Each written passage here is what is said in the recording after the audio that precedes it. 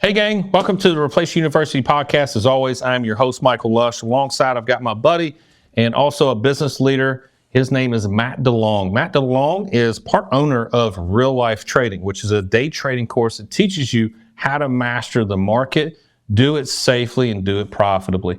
So Matt, thanks for having me. Thanks for coming. Or thanks for having me. Thanks for being here. Yeah. Thanks for the invite. Yeah, you're welcome. You're welcome.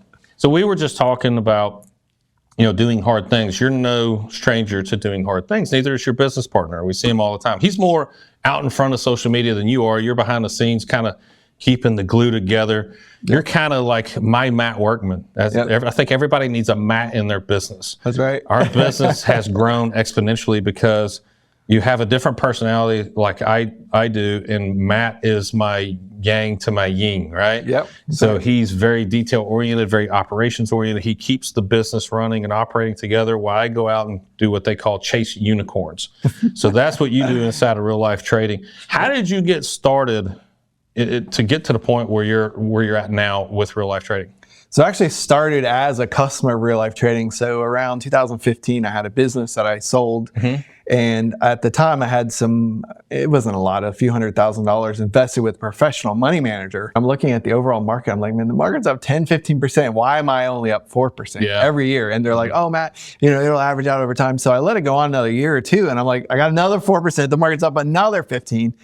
And it just occurred to me that no one's really going to care about my financial future more than I would. Mm-hmm. And so having conversations with some of these financial gurus, some of these financial planners, they don't really know much at all.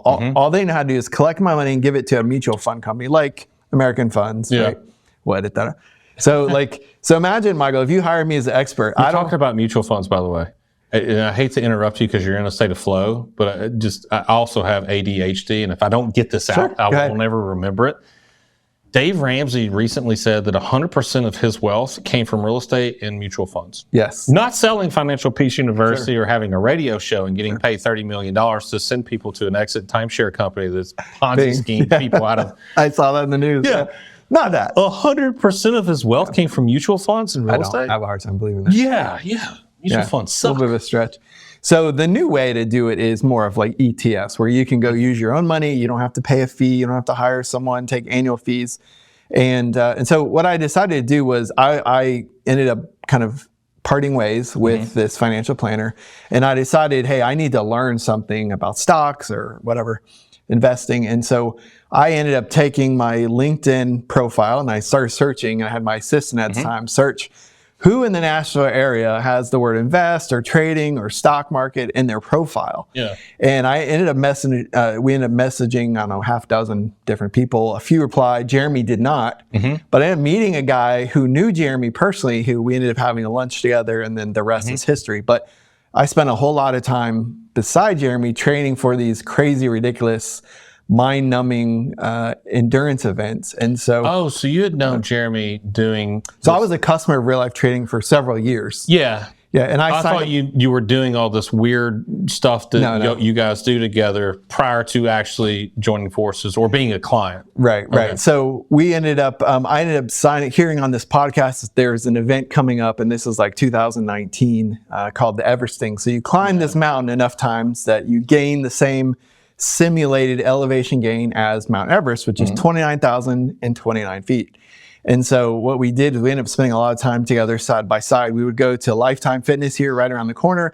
We'd get there at 4 a.m. We'd put in 2 hours straight on the stair machine, take a 20-minute break, do another 2 hours, take an hour lunch, do another 20 minutes, take a 20-minute break. And we would do this, and we would be there till midnight. Yeah. So 4 a.m. to midnight. And we'd do that several weekends in a row, back to back to back, just training. Right. And so I initially had signed up for this event, and I tried to find my normal friend groups who wants to do this. And what I learned is people look at these endurance events in such a simplistic way. Like, is this fun? Check yes or no. And I'm going to check the no box just alongside everyone else. Right. But they're missing the whole point. It's not about, is this fun? Yes or no. It's, can I get some really cool mental downloads, aka learn about myself by putting myself through some pain and some difficulty. And as you know, you're no stranger to this, but a few blisters, some tight muscles, that's super temporary. That goes away. Right. But the things you learn about yourself far last that couple days of maybe discomfort immediately after. And so that began a journey where I was side by side with Jeremy. And at some point, he had a couple business partners at the time. He ended up buying them out, and then I ended up kind of buying into and spending time alongside him, helping build the company. Kind of like what you guys have done, went through some massive growth, massive changes and transformation. Yep. So it's almost identical, because I see what's happened with real life trading since you became part owner of it. Same as getting my partner out and allowing, this does this from time to time, and allowing my existing business partners to come in and take over what I didn't want to do and let them operate inside of their zone of genius. Yep. It's been absolutely transformational. And I see it as an outsider looking at real life trading, and I see the same thing. Not only, professionally, but also personally. And I know Jeremy more than I know you, but just, personally seeing Jeremy and the growth that he's had. You guys do some really, I don't want to call it crazy, because I don't want to say I like it, but crazy's fine. I get it, right? Crazy's fine, yeah. Yeah, but there was one night, this is where I knew you best, was Jeremy, and you were doing this, what's it called? Calendar Club, where, day one, you run 1 mile, day two, you run 2, 3, and so on. And then Jeremy calls me the day before the last day and says, will you run the last day with me? And I was like, are you going in reverse? Is this the 31 miles or just the 1 mile? Yeah. 31. I'm like, you gotta be kidding me. He's like, no. He's like, I ran half of it this morning. I'm like, still, dude. Yeah. I was coming, I wouldn't say fresh off of it, but probably a year, because I was at one point somewhat addicted to running. Sure. Where I was running 4 miles a day, then 5. And I tell my wife, like, hey, you got an hour? It's like, I was like, I just need to step away from the kids, and can you hold the fort down for an hour? Like, what are you going to do? I was like, I'm going to go run. That was never, but anyways, this is a year between me being addicted to running to Jeremy and you asking me to come do this. And it was, what did we start at, like 10:30 at night or something like that? It was late, yeah. It was late by the time we finished. Yeah. And, Jeremy dusted us. And I think a big part of it was you were just hanging back with me to talk with me and making sure I finished too. So I don't think that, trust me, I knew. We'll never know. No, I think I do know. But, what kind of, why do you guys do that on such a consistent basis instead of saying, because some people are like, all right, I did it once, I did it, I know I can do it, I learned a lesson. Why continuously do it? So to me, it's really about pushing the boundaries of what you think you're capable of, right? So for example, anyone in your group, if we say, hey, we want to meet up 6 a.m. tomorrow, I want you to run half a mile as fast as you can, right? Most people will do some kind of effort. We're like, okay, good job. Let's do it again, but this time as fast as you can. And we can agree that the second time they can probably push a little harder, dig a little deeper, right? And then I say, okay, let me get my pet cheetah. And now your life is on the line. And now run as fast as you can. And that third time, when they're putting it all out there, when it really matters, that's when they really can push themselves. And so for me, it's really about just being able to push yourself. And that's kind of the value of a coach. A coach is that cheetah who's saying you can do better than you think you can. You can dig deep. You can get into that reserve tank that some people talk about. And especially running, there's runner's highs, there's all kinds of things, but you can really dig deep and push farther than you think you're capable of. And so that, obviously, we're talking about sports and athletics and endurance events, but it also kind of transfers and gets into business. Like, hey, maybe this deal is bigger than anything I've ever taken down before. Maybe I'm a little nervous, but wait a sec, over here, I was able to do more than I thought I could. Maybe it applies here. And so that's kind of the idea behind it. Some people don't even understand personal growth before professional growth. Is there a possibility to have, and I know this is getting deep, right? Probably not what you signed up for. Is it possible to have professional growth without personal growth first? I think it's hard to be an example of something that you yourself aren't. Right. So like even you were talking before the show about your event, Unleash the Leader training, and how you had to kind of be the example for everyone else. And it might be possible. I think it's very, very, very, I think it's a hard sell. Like, do what I'm telling you to do, not what I'm doing myself.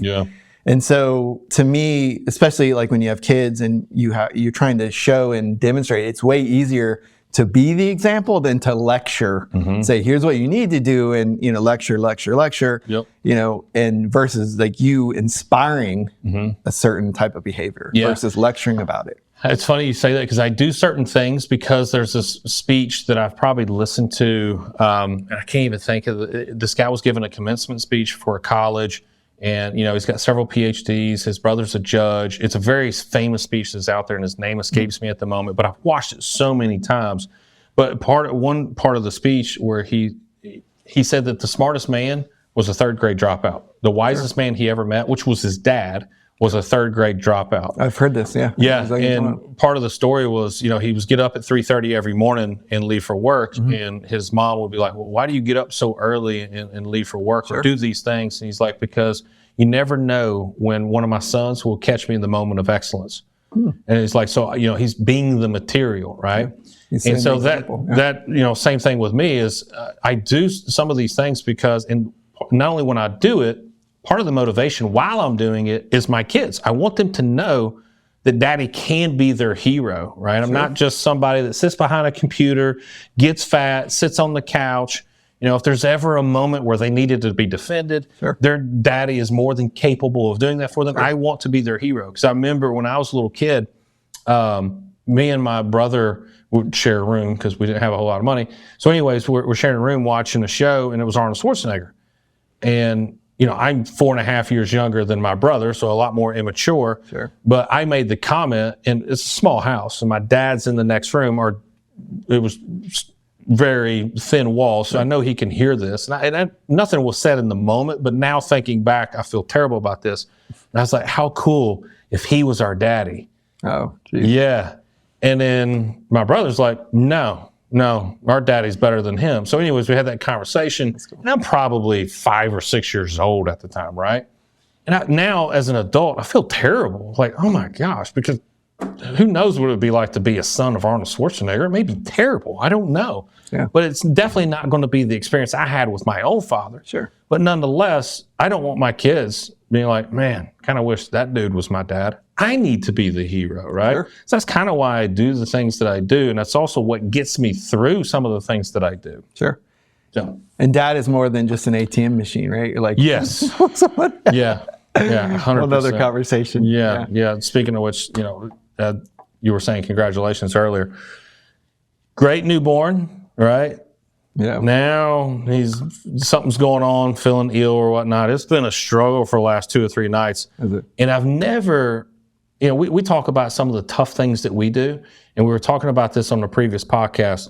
I've never witnessed anyone tougher, especially my wife, and I'm sure there's others out there, than a woman, especially, I've said it in the previous, my wife is not fat. By any stretch of the imagination, she's not a big girl, but she gives birth to giants. We don't know how to have kids that are not large kids, and it was another 10-pound baby at home without epidural or anything like that. Wow. Yeah. Multiple times now that she's done that. So we talk about all the tough things that we do and the hard things we do. Hats off to the ladies. Oh my goodness. To the mothers. And I'm not trying to kiss ass to the ladies out there and whatnot, but I mean, it's okay. It literally is. Like it's so freaking hard. I mean, just imagine having a kidney stone. That's pretty. I haven't had one. Knock on wood that I never get one. But I promise you, I won't be as glamorous as she was when I passed a kidney stone, let alone a 10-pound baby. It's a watermelon, dude. Yeah. But it's a miracle to witness it, and it's really cool. I'm so proud of my wife. And again, not trying to kiss your ass. I don't have to, but hats off to the ladies out there that, and even if you do it at a hospital with an epidural, no shame in that game either. But to do it at home without an epidural, man, it's crazy to witness. It's crazy cool to witness. So let's talk about real life trading. So you guys educate people how to day trade profitably. How do you minimize the risk? Because I hear that tossed around too, because most people, outsiders looking in, are like, day trading, got to have a PhD, got to have a master's to do it. You got to be really smart. You got to have a finance background to learn this stuff. Right. And that's just not the case. It's not the case at all, yeah. So part of it, when it comes to day trading, is it's really, and this goes back in endurance sports, is it's about discipline and it's about confidence. So the ideal way to like manage risk is you have a predefined dollar amount that you're willing to lose if you're wrong. So it could be $50, it could be $5,000, it can be whatever dollar amount. And obviously it's going to be a percentage of your account, usually 1%, give or take. So if you have a $100,000 account, you're able to risk $1,000. So if you're wrong, you lose $1,000. If you're right, you make more than that. So you make 1.2. Stop right there. Yep. Some people are like, oh, day trading is risky. I could lose it all like that. So what you're saying is that's not the case. Right. That would take 100 days, or actually, you have to have 100 losing trades in a row. Yeah. Right. But the cool part is, last May we launched a funded account program. So instead of you even risking 100,000 of your own money, you can spend $1,000 and get a funded account program where we do a 75-25 split. The rule is you have to grow that account 10%, which isn't hard. I actually had bots do that for me many times already. And so grow it 10%, the money becomes real. And then we do a 75-25 split. You can pay a little extra and do a 90-10 split. So you keep the bigger share. And so that the idea is we're trying to remove all of the reasons, obstacles, the excuses for why people can't be successful. I don't have money. I don't know what to do. Well, we give away so much free content, tons of free stuff. Yes. We give you capital. We'll show you how to do it. We'll give you the money to do it. Like, what other reasons are there? Sometimes it's just time. Well, we have bots that do things now. So we're trying to remove all those excuses that people have why they can't be successful, right? But they're just not. Just because they sign up for the course doesn't mean that they're given $100,000 to trade with. Don't they have to qualify or prove themselves to? Yeah, so that's the rule. You have to grow at 10% without breaking the rules. So that's kind of the audition stage, right? And so you grow at 10% and then the money becomes real. So 10% over what time frame? There's no minimum, there's no maximum days. So it's just 10%. It could be 2 days, it could be years. There are some prop firms programs where you have at least 30 days, but no more than 60. Well, that's a whole nother twist to, you can't be too slow, but you can't be too fast and too aggressive or too conservative. So, and I have witnessed this even inside of our own organization. When you talk about, when it comes to trading, being a successful trader is confidence and discipline, because we have witnessed what happens with a lack of confidence when they start second guessing themselves, because we've had internal day traders doing Forex. Jeremy's come in to consult with them and just make sure behind the scenes they got a good game plan.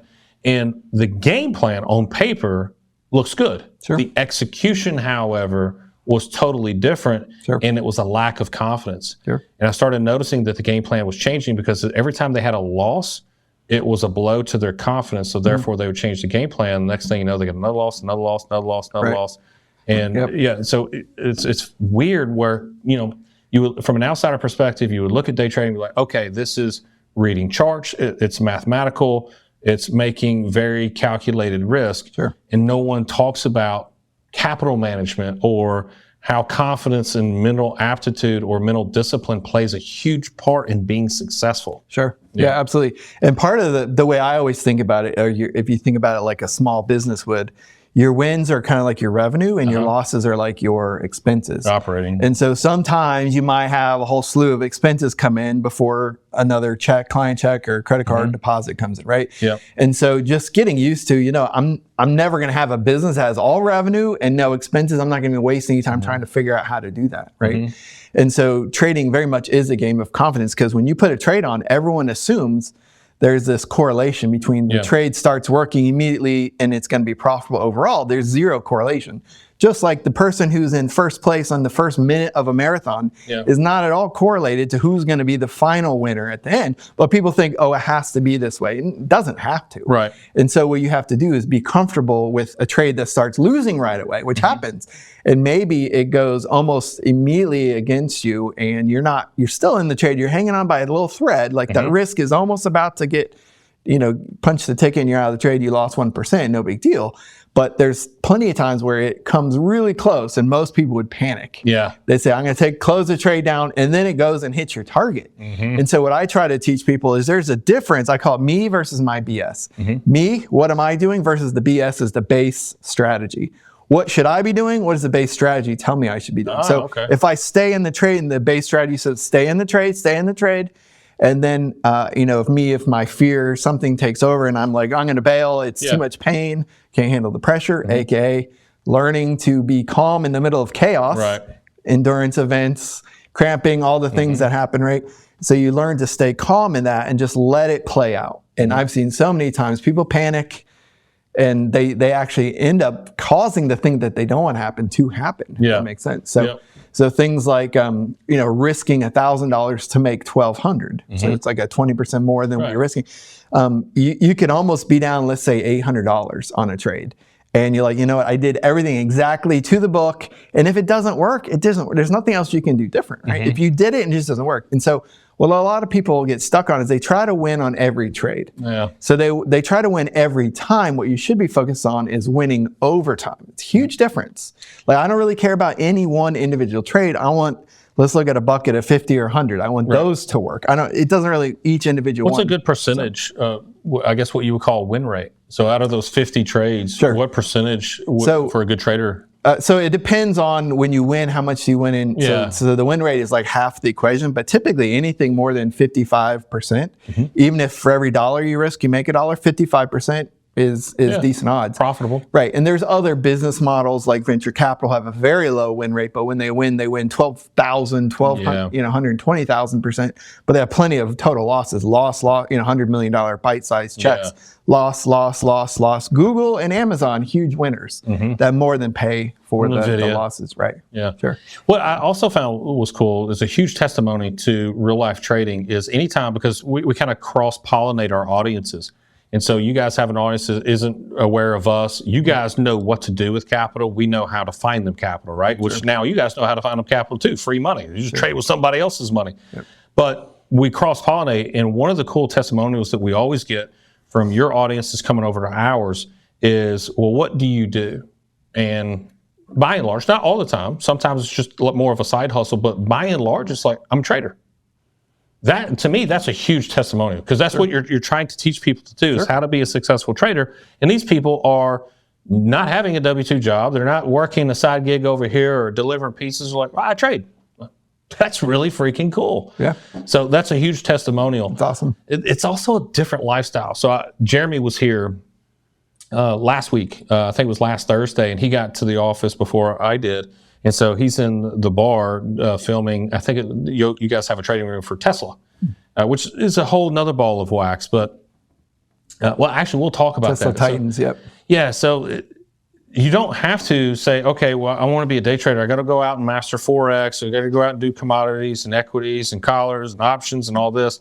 Like, you guys teach people that if you want to, pick your poison or your pleasure of, let's get laser focused on one thing. And I was talking to him and he's like, yeah, it's just Tesla room. All we do is trade Tesla. I was like, imagine that. So instead of me trying to, all the equities, the news, what's happening in the market. I got to find winners and read charts on every one. It's like, all I got to do is just figure out Tesla and you can make money when it goes up or down.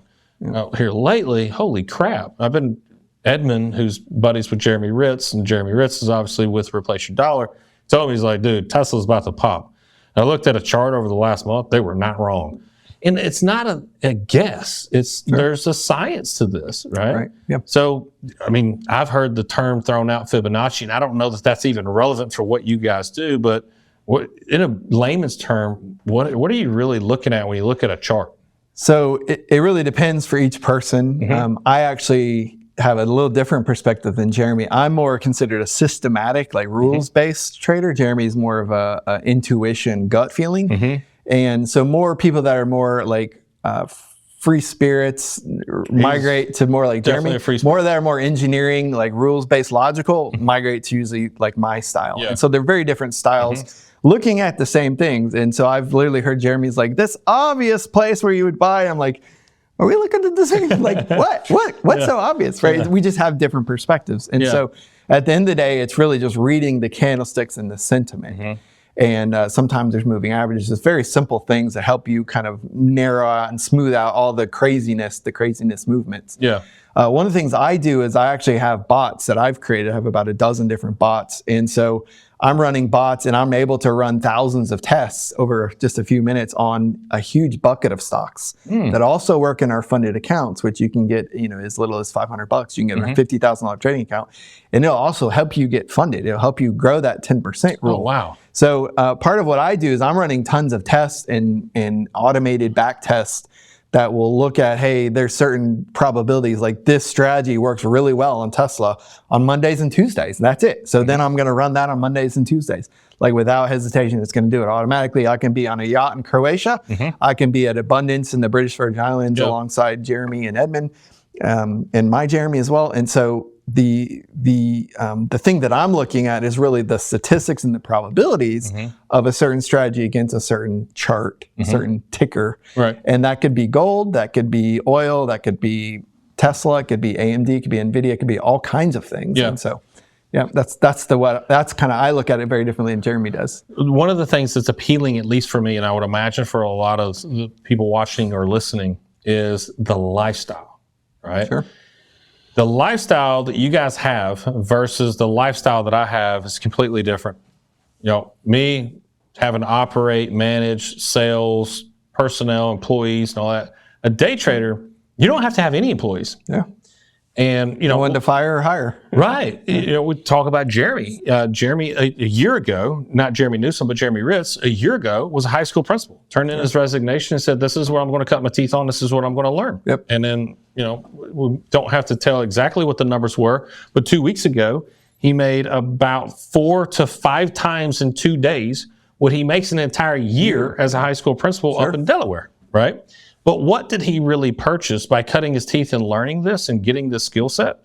Was he actually, it wasn't the income, is what he acquired back, which is time. Time freedom. Yeah. I mean, I'm sure you do some really cool stuff, but Jeremy's like, I'm going to spend the month RVing, right? You just shut it down. Yeah, 2 months, yeah. So having said all that, we've kind of structured the business that on the executive team, November and December, we just shut it off. Now, the business still runs. We still got sales and account executives and BDRs doing what they do and the marketing team doing what they're doing.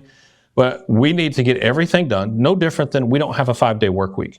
We have a Monday through Thursday work week because who doesn't like a 3-day work weekend? Sure. Everybody. So we own the business. The business doesn't own us. Sure. So we create a 4-day work week, which means we have to be laser focused because our competition does 5, 6, 7-day work weeks. That's not the purpose of us owning a business. Sure. We have families, and we want to spend the time there. So no different than we have a 4-day work week. We want a 10-month work schedule. Right. So we want to shut it down November and December, and we're on target to do so. But my goal is, all right, November, December, I want to learn what you know. Now, I'm not going to learn it at the level that you now know it, but I can at least get the basics and start getting in the game, because I ain't gonna lie, I got FOMO. The lifestyle that you guys have versus the lifestyle I have, the difference is not necessarily the income, it's the time and the cool stuff that you guys do. So you talked about a yacht in Croatia. You guys got back, what was it, 2 weeks ago? Yep. Yeah. So you guys spent a week in Croatia. What all did y'all do? On a yacht, yeah. So it was we not chartered a small one either. A chartered 170-foot yacht. Yeah. It had 18 individual bedrooms and bathrooms. Yeah. And it came with 9 crew. So it came with a captain, bartender, waiter, housekeeper, all the things. And so what we did was we all landed in Split, Croatia, which is there's one big marina there. And what we did is we left and we hit a different port every afternoon. So we went north and hit different, some were islands, some were just cities along the coast. And so we would have breakfast and lunch on board.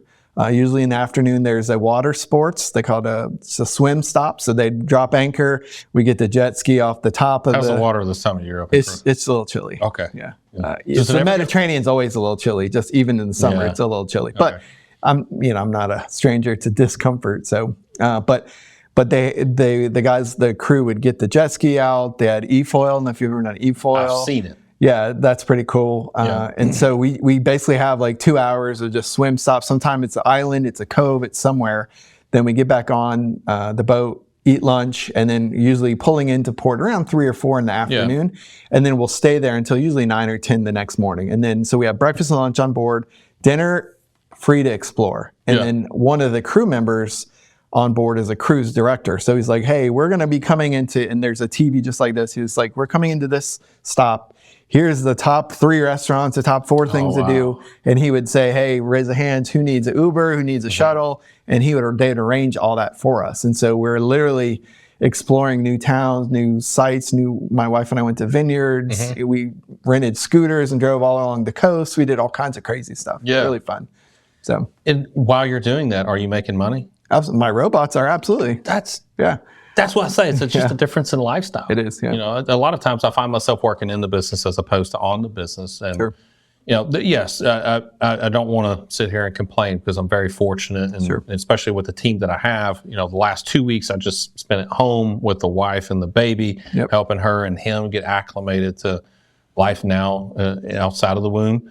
But, you know, so I don't want to sound like I'm ungrateful, but there's levels to this, right? And the level that you guys are at and the lifestyle that you have, it's just two different business models where, well, again, that's why I want to dig into this in November and December and not necessarily master it, but just get my foot in the water and start swimming. And you can't be in the game. It's kind of like, you know, with Jeremy's trade 2 weeks ago, where, you know, he made more money in 2 days than in the 4 or 5 years of being a principal. That's not normal. And that's not what we're saying is you start doing this, you're going to have $500,000 days. This was not normal. I think even Jeremy said this is like a once in a lifetime, maybe even a once in a century trade that happened. But to that testament, though, you got to be in the game to even win. Right? Yeah. It's like, you know, my mom, she calls the lottery a poor tax. And I still buy lottery tickets. Now, do I think I'm going to win? No. But I do know that if I don't buy a lottery ticket, there's no chance of me winning. 0-10, yeah. But the purpose of me buying a lottery ticket, and I only do it when it gets above $300 million, is once I buy the lottery ticket, I look at it and I think about the actual money. And I'm like, okay, $300 million, what does life look like? What am I doing? What am I owning? What kind of impact am I having on the world? And Uncle Sam thanks you for his piece. Yeah, it is a poor tax because mostly it's poor people that buy lottery I mean, tickets. Once you win the $300 million, the taxes you pay on that. Yeah. Yes. But it is programming my brain to start thinking at that level, and then it becomes, okay, well, anything less than that is just unacceptable. And now that's the new target is that I got to move forward to. Sure.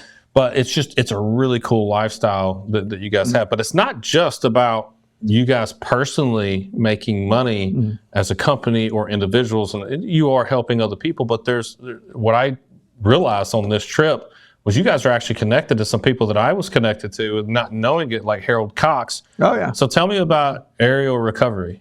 Yeah, so we started Real Life Foundation, which is our nonprofit, and every year we designate a benefactor, which is Aerial Recovery this year in 2023.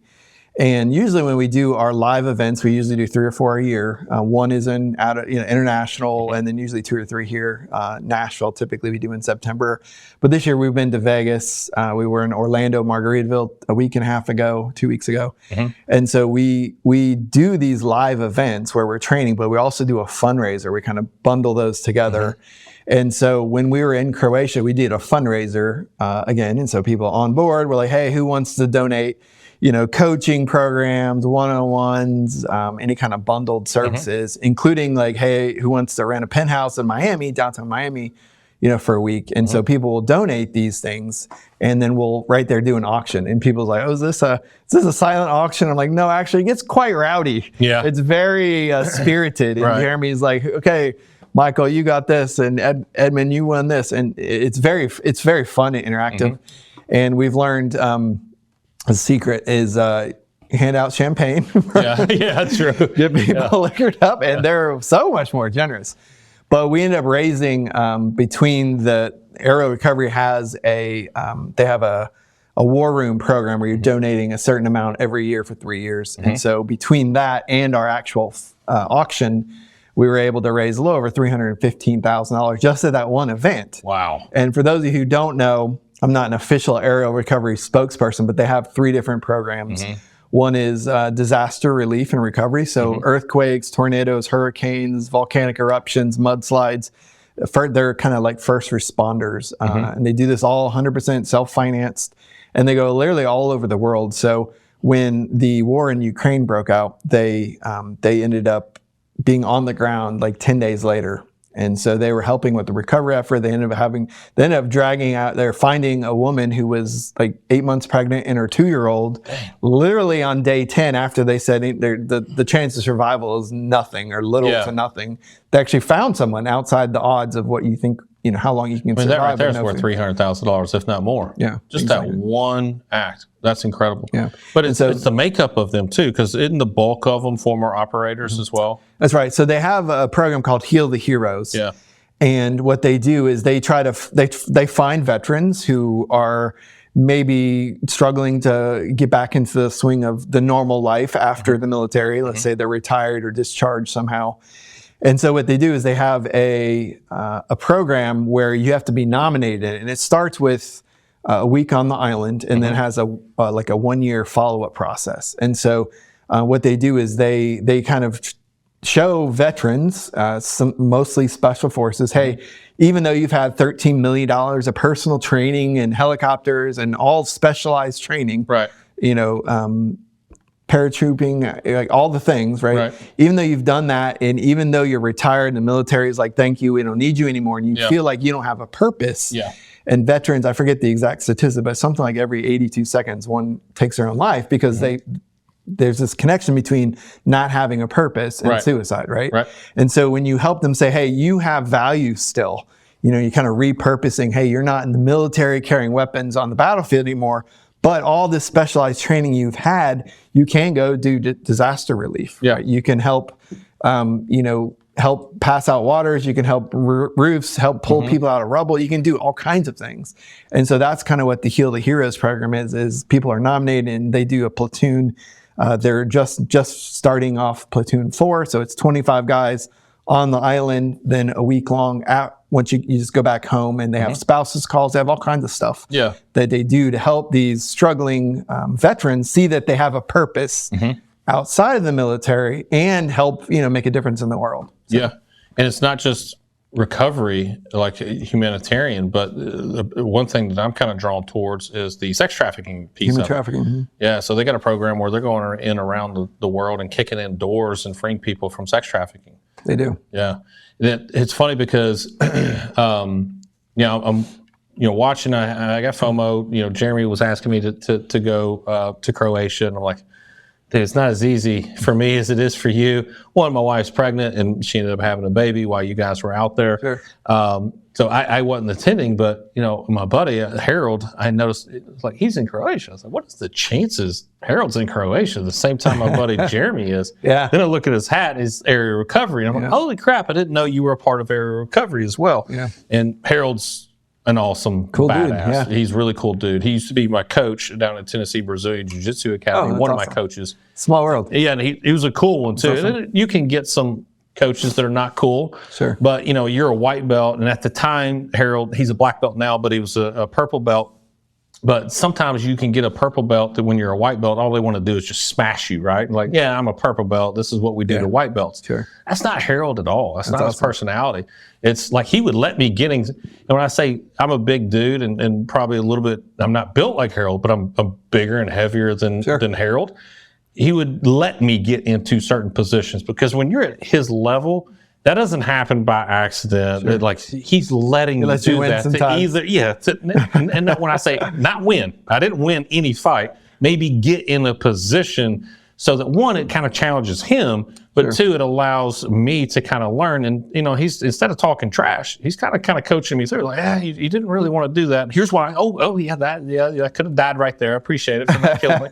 He's just a solid dude and one of my favorite people.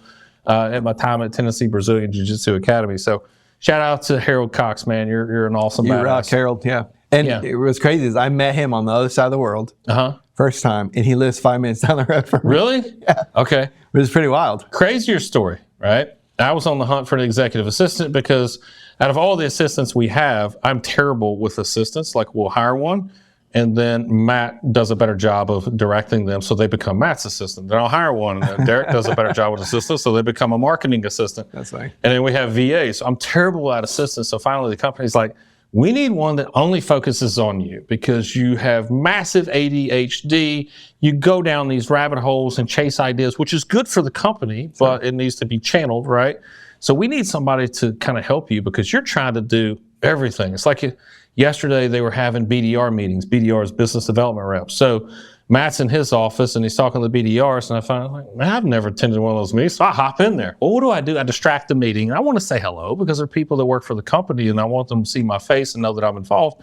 But I constantly find myself getting distracted in the weeds of all this stuff. So like, you've got to hire an executive assistant and she's only going to work for you and only focus on all the things that you try to get done in a day. So I hire her. Her name's Laura. Guess who her next door neighbor is? Harold Cox. What? Yeah. And world. so I think they're best friends. The two wives are best friends, and they live in the same neighborhood. And they're next door. And I was like, oh my goodness, I knew Harold. So anyways, it's just small world. Yeah. Now we're all so interconnected. That's awesome.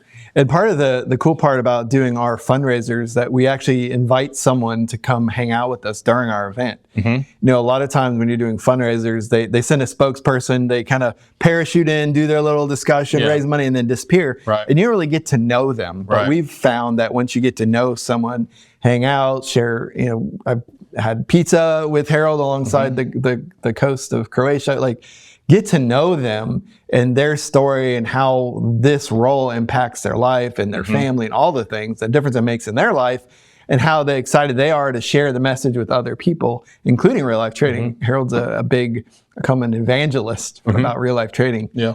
And so that's super important to have, at least for us when we do these events, to have a live person there to represent the company. Yeah, it's easy to kind of support something from a distance and say, hey, I support them and I feel good. I get good vibes and good character points for myself, right? But That's we want to get to know them, right? Yeah. So, but if you actually get to know somebody now, it's a little bit more personal. You want to celebrate their wins, and you're more about the mission, because the more you help the mission, you're also helping this person who's connected about the mission, and so on. So, and in Orlando, when we did our real life trading event at the Margaritaville in Orlando, we had the one and only Jeremy Locke, which is Brittany Turner's husband, who oversees aerial development, come and tell his story about, you know, all the things he's had to go through in the military and the training. And, you know, at dinner, he tells these crazy, wild stories like, oh my gosh, I can't believe that. That's a real thing that happened. And that's kind of the get to know you type thing. Where, you know, we could easily go find, you know, just cancer research, some generic company to support, but we want that personal connection where we can really get to know them. And that helps us like raise money for them, tell the story, right? And people, you're kind of mingled among them right, over a period of days or weeks. And I know it's cliche to say, but none of this exists without what they do in the world. Sure. Yeah, and I'm not talking about just aerial recovery. I'm talking about the military and the veterans. I mean, none of this exists without us. In fact, what is today? 2 days ago, we would all be speaking German if it wasn't for a bunch of badasses in 1944 that knew that when they exited that boat, there was a high probability not making it back. that they were going to get sawed in half by those howitzers and everything else that was in the hornet's nest. But I saw a picture because a buddy of mine posted a picture of them in the boats about to launch, and there was a bunch of smiles. Not all smiles. None of them were fear. It was a bunch of smiles. And it's like, dude, that's a different generation of badasses. Yeah. And I'm not saying it's completely extinct, but if we don't do something quick, it will be extinct, because they had smiles on their face knowing there's impending doom. That they had to, and the only way, there was two ways to really take advantage of these hornet's nests that had these guns that are just literally, you know, they're 7.62 rounds that are just sawing bodies in half and limbs. The only way to get there was, one, storm the beach, but two, these guns were shooting at a rate so rapid that the muzzles would get hot and actually melt. So they would have to let them cool down, and that was systematically ways that they could get up there. Sure. But the people that are in there, you had to be face to face to get to remove the threat. And it's just, man, you know, where has that generation gone? That, you know, 2 days ago was the anniversary of D-Day in 1944, which is now 79 years ago. I mean, just badasses that we absolutely, and if it wasn't for them, you and I are speaking German on this podcast. Right. If a podcast exists in this country, right? We're given permission to have a podcast. Right. Yeah. If you're given permission to have your own company. Or to speak freely. Exactly. I mean, so I don't say we owe it all to them, but a lot of why we exist and do what we're capable of doing is because of them. So no better charity that I can think of. And you know, again, I got FOMO there because we have a charity too, Heart of Champion Sports. I'm not saying it's inferior. It's just different, and because we align differently, and I kind of align more to that. But Heart of Champion Sports is getting to kids, because I was a former athlete, getting to kids and getting to their heart and their character first before it's too late. And it's not just in high school, but sometimes even in middle school. But, you know, it's in the AAU ranks, these elite athletes that, you know, may not have the family background that I had and the blessings that I had going through life.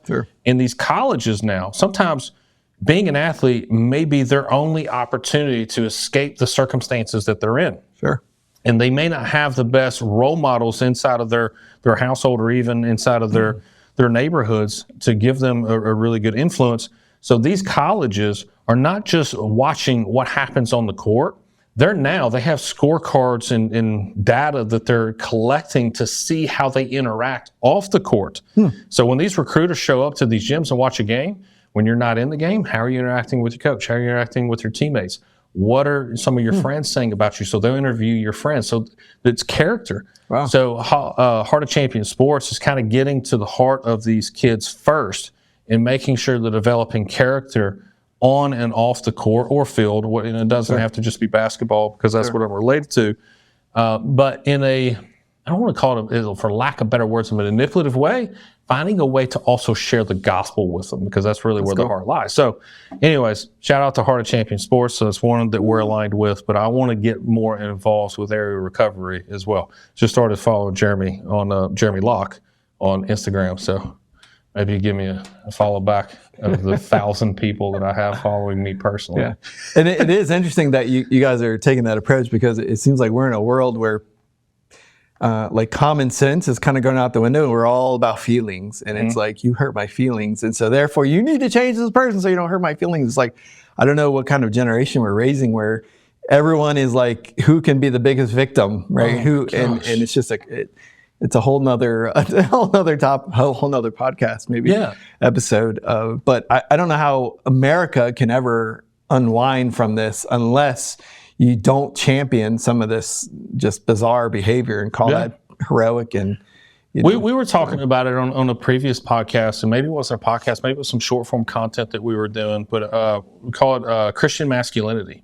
Like, it's okay to be a Christian and masculine. Sure. Being a Christian doesn't mean you always have to turn the other cheek, nor does it mean you have to lash out in violence either, but there's a time and place for things. And you know, some of us in this population are allowing our kids to not be tough. And it was on the topic of, you know, bullying situation in school. We homeschool, but we also send our kids to tutorials. Sure. And my kids at a certain tutorial, when they are in at first grade, they have to learn at a third grade level because they lump them all in one class. So instead of everybody having to go down and learn at a first grade level, everybody has to rise up to the third grade level. So if you're a third grader, you just got more responsibility in terms of homework and mentoring the younger kids. And then, you know, at a fourth grade level, you have to learn at a sixth grade level because they lump them all into one class. And it's only 4 hours, so you got to be really efficient. So some people kind of will talk about homeschoolers, how they're socially awkward and don't have the level of education that you would in a public school. Okay, yeah, sorry, I hate to brag, but my kids are learning at a sixth grade level when your kids are learning at a fourth grade level when you're flunking. So anyways, we were on the topic of bullying, sixth grader, somewhat bullying my fourth grader. Okay, well, I'm not going to reach out to the teacher and be like, hey, this needs to stop. You know, that's not the way it was done in my day. And my dad had 2 rules. You go to school, don't pick a fight. And if you don't pick a fight and somebody starts a fight, you better win. And if you pick a fight, you better finish the fight, because if you don't, I'm going to come home, or when I do come home, you're still getting a whipping because you never pick a fight. But if somebody picks a fight, you better finish it. Sure. So he had very simple rules, right? Red fist, yep. Yeah. And I'm not saying that that's the right way. That was the way that I was brought up and taught, and I'm hoping to take a little bit of that and expand on it and improve it. But instead of going to the teacher, I was explaining to my son, like, okay, we're not tattletales. This isn't what we're going to do. This is what we're going to do. And it wasn't, hey, tomorrow at school, I want you to, because some of the advice I got as a kid was you walk up and you punch them dead in the nose. Sure. It was, this is how you handle it. And what it was just being assertive and being confident in yourself and saying, hey, I don't appreciate this. Don't continue to do this. If you continue to do this, there will be consequences and repercussions. Sure. Right? Yeah. And I said, and sometimes, especially when it comes to bullies, that's all that ever has to happen. Sure. And even when you're in even in your 40s, you come across people that interact a certain way. And we have it in our sphere of influence too, that we've got this individual that talks to women and treats women a certain way. And, you know, as a collective group, we kind of talked about it. And I said, and a lot of people don't view the world through my lens. Sure. And the way that I look at it is problem solving. And I says, if it happens in my presence, I said, I can fix the problem really quick. You guys are wanting to have these interactive groups and, have a sit down and all of this. I said, that's fine and well. And it may work over time, but I promise you the quickest way to get the result is if it happens in my presence, I'm going to take care of it really quick. So it's just a different viewpoint on the world. So I was explaining to my son, this is how you do it. And that's how you do it the first, maybe even the second time. Sure. But you don't allow it a third time. And the third time is you need to demonstrate Christian masculinity where you have to protect yourself. This cannot continue to happen. Sure. And again, bullies, they tend to do it. They only pick on the people that they feel are cowards or weak, right? The first time you smack a bully in the nose, they're shell-shocked. They don't know what to do. No one's ever done this to me. Yeah. I remember growing up, I had one much bigger than me. Bart, if you're out there, you know who you are. We're some friends to this day, but I couldn't tell you how many fights we got into as kids. He was always bigger than me. He was a little bit older than me. He matured before I did, and he was a bully. But there was every time it just got to that point, I smacked him in the nose. Guess what the first thing was he did? Cried. It wasn't fight back. Yeah. It was to cry. Yeah. So, don't be scared of bullies because they're typically the weaker people in the room. That's awesome. I actually had 2 daughters. One went through homeschooling from 10th, 11th, and 12th grade. Mm-hmm. And she was more social than our other daughter who went through the whole public school and had 1,500 students in the school.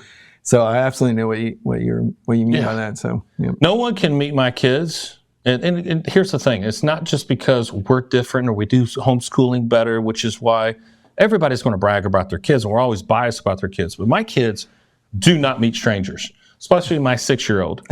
My goodness, he will talk your head off. In fact, his favorite thing is to come to this office and talk to people that are trying to make sales on the phone. He's just talking to them, well, why do you do this? Why do you do that? Hey, can you take me to the vending machine because my daddy won't buy me candy? Can you?